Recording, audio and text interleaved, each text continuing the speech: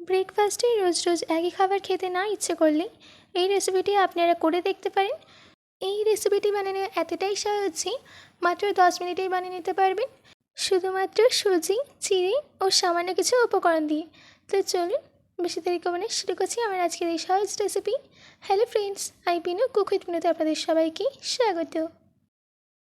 সবার প্রথমে আমি এখানে নিয়েছি 100 গ্রাম চিড়ে।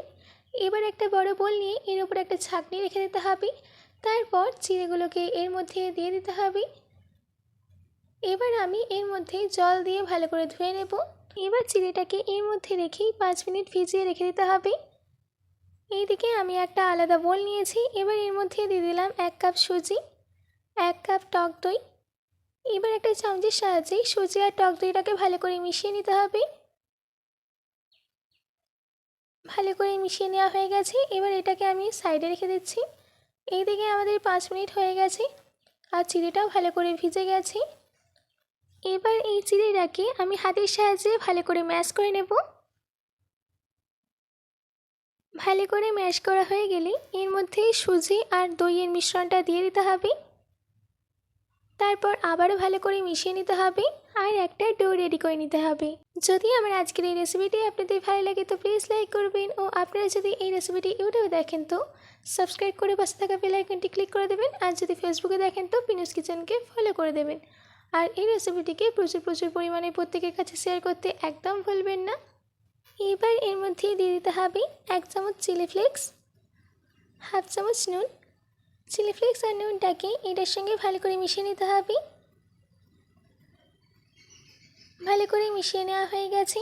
এই দিকে আমি হাতে অল্প পরিমাণে তেল লাগিয়ে নিয়েছি। এবার একটা ছোট পোর্শন নিয়ে হাতের তালুতে রেখে এটাকে ভালো করে গোল করে নিতে হবে। তারপর চ্যাপটা করে নিতে হবে। একটা রেডি করা হয়ে গেছে। এইভাবেই আমি বাকিগুলোকে রেডি করে নিয়েছি। এবার একটা কড়াইতে আগে থেকে জল গরম করতে দিয়েছিলাম।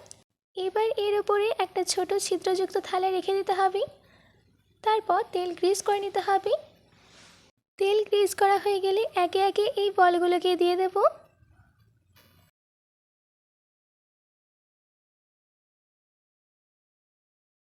বলগুলো রাখা হয়ে গেলে ঢাকা দিয়ে স্টিম হতে দেব 7 থেকে 8 মিনিট। 8 মিনিট বাদ আমাদের এখানে এই সবগুলো রেডি হয়ে গেছে। এবার গ্যাসের ফ্লেমটাকে অফ করে দিয়ে এইগুলোকে ঠান্ডা হতে দেব। এইদিকে আমি একটা কড়াইতে দিয়ে দিচ্ছি 1 লেডেল ফুল সাদা তেল। তেল গরম হয়ে গেলে দিয়ে দিতে হবে হাফ চামচ জিরে, 1 চামচ সর্ষে, 1 চামচ সাদা তিল। এবার যেটা তৈরি করেছিলাম সেটা দিয়ে দিচ্ছি। তারপর দিয়ে দিচ্ছি 1 চামচ চিলি ফ্লেক্স, কাসুরি মেথি। আপনাদের কাছে যদি কাসুরি মেথি না থাকে তো আপনারা ধনে পাতাও দিয়ে দিতে পারেন। এবার এইটাকে মিডিয়াম ফ্লেমে 2 মিনিট ভেজে নিতে হবে। ভাজা হয়ে গেছে। এবার গ্যাসের ফ্লেমটাকে অফ করে দিয়ে এটাকে সার্ভ করে নেব টমেটো কেচাপের সঙ্গে। আশা করছি আমার আজকের এই রেসিপিটি আপনাদের ভালো লেগেছে। বাড়িতে এটি অবশ্যই ট্রাই করবেন ও কমেন্ট করে জানাবেন যে কেমন হয়েছে। আজকের মতো এইটুকু। আবার দেখা হচ্ছে অন্য কোনো রেসিপি নিয়ে। ভালো থাকবেন, সুস্থ থাকবেন।